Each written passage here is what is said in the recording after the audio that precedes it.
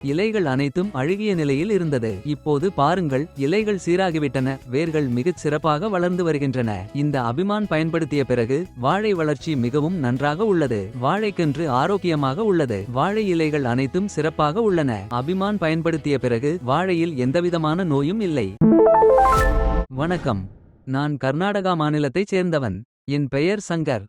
இது ஒரு ஏக்கர் பரப்பளவு கொண்ட நிலம். இந்த நிலத்தில் முதலில் வாழை பயிரிட்டிருந்தோம். அப்போது வாழை இலைகள் அனைத்தும் வாடிய நிலையில் இருந்தது. ஆனால் இப்போது இலைகள் சீராகிவிட்டன. அபிமான் உரத்தை பயன்படுத்திய பிறகு வாழை வளர்ச்சி மிகச் சிறப்பாக உள்ளது. அவர்கள் பரிந்துரைத்தபடி அபிமான் உரத்தை 2 முறை பயன்படுத்தினோம். ஒரு 200 லிட்டர் பேரலில் 1 லிட்டர் அபிமான் உரத்தை கலந்து ஒவ்வொரு முறையும் 2 லிட்டர் அளவு எடுத்து வாழை சுற்றி ஊற்றினோம்.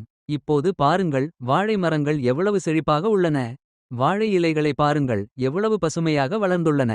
இலைகள் அனைத்தும் மிகச் சிறப்பாக துளிர்த்து வந்துள்ளன. அனைத்து விவசாயிகளும் இந்த உரத்தை பயன்படுத்த வேண்டும் என்று நான் கேட்டுக்கொள்கிறேன். நான் இந்த அபிமான் உரத்தை APKS ஆர்கானிக்ஸ் நிறுவனத்திடமிருந்து வாங்கினேன். ஆரம்பத்தில் வாழை வளர்ச்சி அறவே இல்லை என்று கவலைப்பட்டேன். பிறகு APKS ஆர்கானிக் நிறுவனத்தின் அபிமான் உரத்தை பயன்படுத்த முடிவு செய்தேன். அந்த உரத்தை பெற்றுக்கொண்டு வாழை மரங்களுக்கு 2 நாட்கள் இடைவெளியில் பயன்படுத்தினேன். உரமிட்ட பிறகு வாழை இலைகள் மெல்ல மெல்ல பசுமை அடைவதை நான் கண்கூடாக கண்டேன். இப்போது வாழை வளர்ச்சி மிகச் சிறப்பாக உள்ளது. எந்தவிதமான ரசாயன உரங்களையும் நான் பயன்படுத்தவில்லை. முழுக்க முழுக்க APKS ஆர்கானிக்ஸ் உரங்களை மட்டுமே பயன்படுத்தினேன். இப்போது பயிரிடப்பட்டிருப்பது ஏலக்கி வாழை ரகம். இப்போது வாழை நன்றாக உள்ளது. நாங்கள் இந்த உரத்தை பயன்படுத்தியிருக்காவிட்டால் என் வாழை வளர்ச்சி குன்றி வீணாகியிருக்கும். ஆனால் இந்த அபிமான் உரத்தை பயன்படுத்தியதால் வாழை கெட்டுப்போகாமல் காப்பாற்றப்பட்டது. வாழை பயிர் கெட்டுப்போகும் நிலையில் இருந்ததால் அதை சரிசெய்து வளர்த்தெடுக்க வேண்டியது அவசியமாக இருந்தது. அதையேதான் நாங்கள் செய்தோம். 2 லிட்டர் அபிமான் உரத்தை எடுத்துக்கொள்ளுங்கள். அதில் 200 லிட்டர் தண்ணீர் ஊற்றி கலக்குங்கள். கலந்த கரைசலிலிருந்து ஒவ்வொரு முறையும் 1 லிட்டர் அளவு எடுத்துக்கொள்ளுங்கள். அந்த 1 லிட்டர் கரைசலை எடுத்து வாழை பயிர்களுக்கு இடுங்கள். இப்போது வாழை பயிர் நன்றாக வளர்ந்து வருகிறது.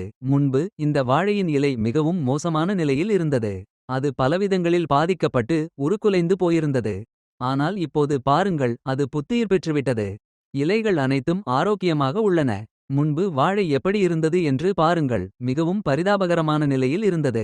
வாழையின் ஒவ்வொரு பகுதியும் அப்போது மிகவும் மோசமாகவே காட்சியளித்தது. ஆனால் இப்போது பாருங்கள், இலைகள் சீராகிவிட்டன.